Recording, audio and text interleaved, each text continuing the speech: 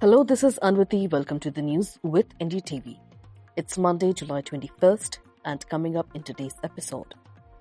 Opposition flings multiple accusations as Rajya Sabha and Lok Sabha get adjourned amid ruckus. Bombay High Court acquits all 12 accused in 2006 Bombay train blast, which had killed 189. Rabri Devi attacks Nitish Kumar over Bihar law and order. And as Israel attacks Houthis, reports claim majority of Palestinians are closing to near-fatal starvation levels.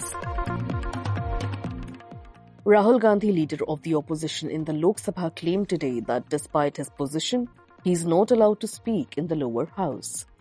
The monsoon session of the parliament opened in chaos, with the Lok Sabha adjourned soon after it began due to loud protests from the opposition benches.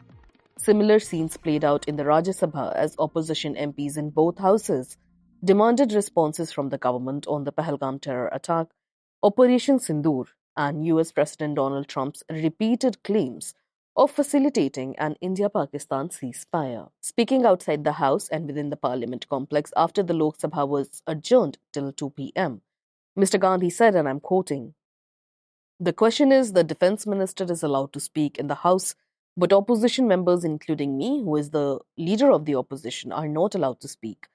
This is a new approach. The convention states that if people from the government can speak, then we should also be given this space to speak," unquote. His sister and MP in Lok Sabha, Priyanka Gandhi Vadra, also repeated the same sentiment.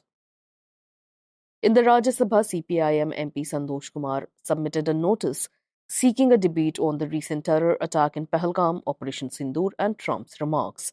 Congress MP Renuka Chaudhary also moved a motion in the upper house on the same topics, pressing the government for clarity and accountability.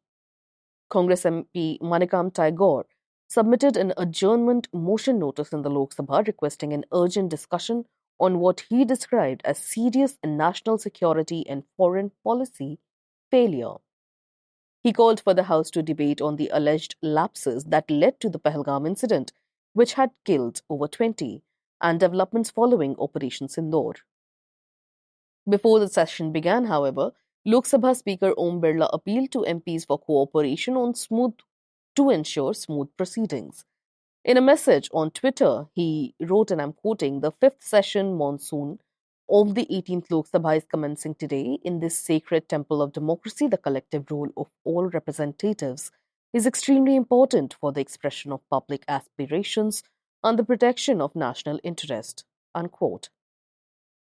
Meanwhile, in Rajya Sabha, Civil Aviation Minister Ram Mohan Naidu Kinjarapu addressed concerns over the recent AI-171 incident, the air crash in Ahmedabad, and the foreign media reports claiming that it could have been pilot failure.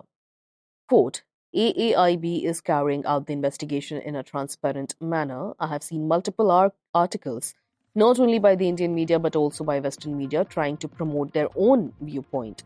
We want to stand by the truth, and that will only be revealed when the investigation is complete," unquote, he said. Leader of the opposition in Rajya Sabha, Mallikarjun Kharge, also raised concerns, saying, quote, "I have given notice under Rule 267 on the Pahalgam terror attack and Operation Sindoor.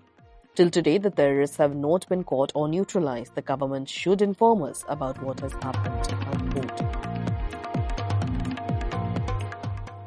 19 years after the 2006 Mumbai local train blast, which killed 189 people and injured over 800, the Bombay High Court today acquitted all 12 people convicted by a lower court in the serial bombing case and formally stated that they are not guilty of the crime. 5 out of the 12 people had been sentenced to death by the trial court and the others to life imprisonment.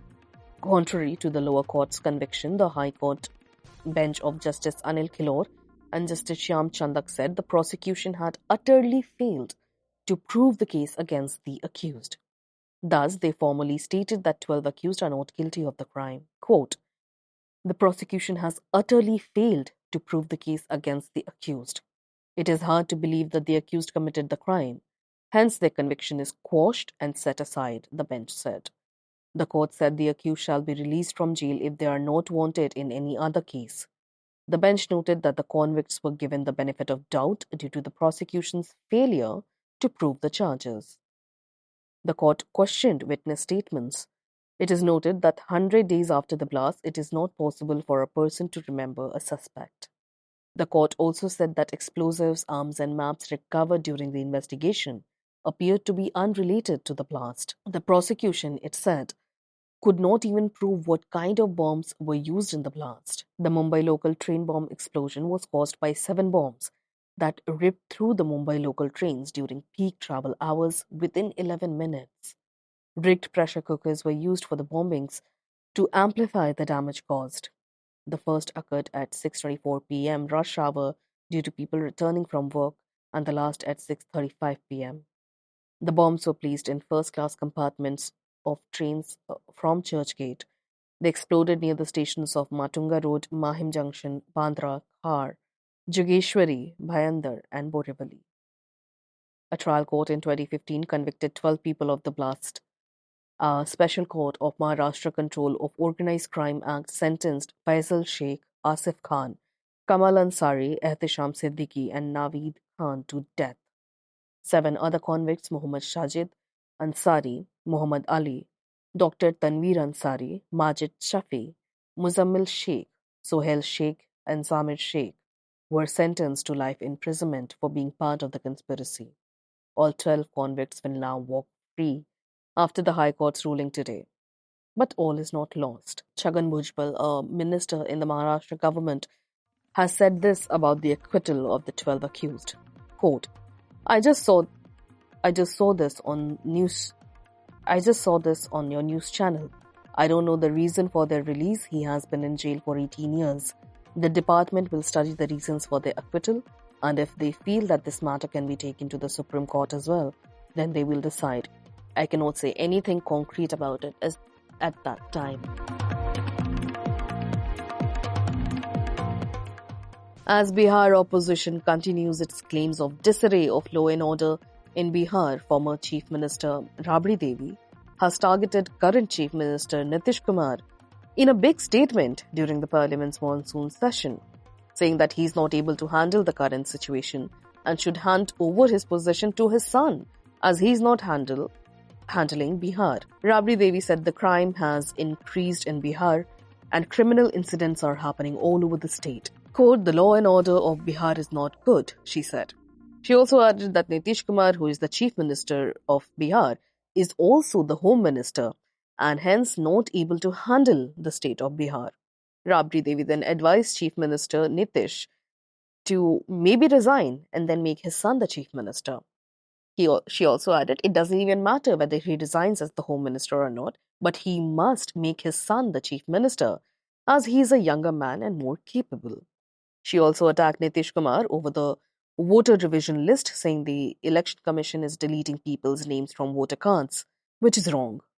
Quote, people who go out to earn money, their names are deleted. We will demand that the Government of India and the Election Commission call people from wherever they are, she said. The claims about deteriorating condition of law and order in Bihar are emanating from the several murders within the last month in Bihar. The Chandan Mishra murder case being the most recent and the most brazen. 4 people have been arrested from Kolkata in connection with the killing of gangster Chandan Mishra inside a private hospital in Patna earlier this month. According to sources, the arrests include principal shooter in the case, identified as Tausif Badshah, along with his cousin Nishu Khan. The list of the arrested include Tausif, alleged main shooter and prime conspirator, Nishu Khan, the cousin of Tausif, who reportedly provided shelter and logistical support. Sachin Singh allegedly helped coordinate the escape.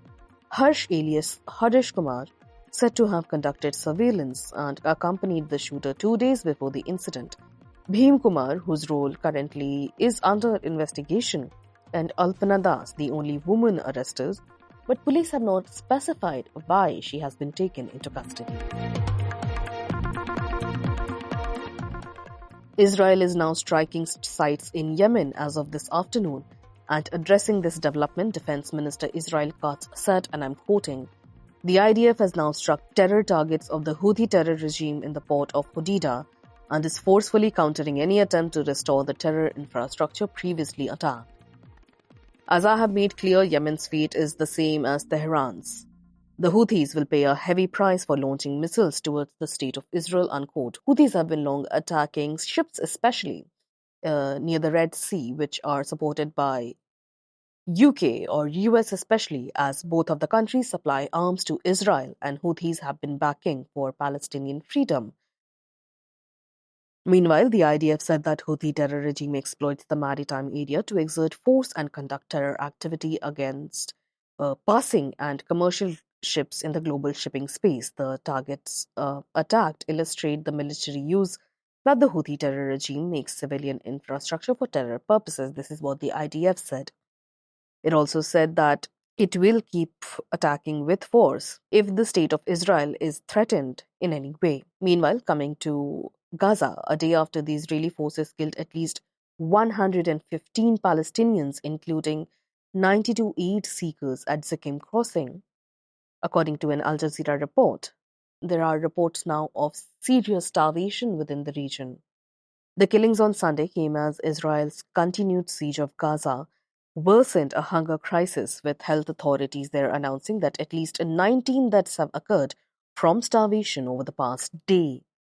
In Zikim, Israeli forces shot dead at least 79 Palestinians, according to local media sources. This is from an Al Jazeera report, as large crowds gathered there in hopes of getting flour from a United Nations aid convoy. This has been a pattern repeatedly seen that Israeli forces have been attacking aid sites. 9 more were killed near an aid point in Rafah, where 36 others had lost their life just 24 hours earlier. 4 more were killed near a second aid site in Khan Yunis, according to Palestinian Civil Defense. That's multiple places where hungry people had gathered to get some aid and food for their families and themselves. However, they were rounded up and shot at. Acknowledging the attack, the Israeli military said it had fired warning shots to remove an immediate threat posed to the troops in northern Gaza. It did not, however, provide evidence or details of the alleged threat. As per United Nations World Food Programme statement, the victims were simply people trying to access food to feed themselves and their families on the brink of starvation. It said Israeli shootings happened just after a convoy of 25 trucks carrying food assistance crossed the Zikim point. Quote, shortly after passing the final checkpoint, the convoy encountered large crowds of civilians, anxiously waiting to access desperately needed food supplies. As the convoy approached, the surrounding crowd came under fire from Israeli tanks, snipers, and other gunfire, unquote. The violence came despite assurances from Israel that operational conditions for humanitarian agencies in Gaza would improve, the WFP said, including that armed forces would not be present nor engage along with convoy routes. The WFP has warned Gaza's hunger crisis has reached new levels of desperation. People are dying from a lack of humanitarian assistance. Malnutrition is surging, with 90,000 women and children in urgent need of treatment. Nearly 1 person in 3 is not eating for days. That's all for today. You were listening to the news with NDTV, your daily newspaper and TV bulletin wrapped in a compact podcast.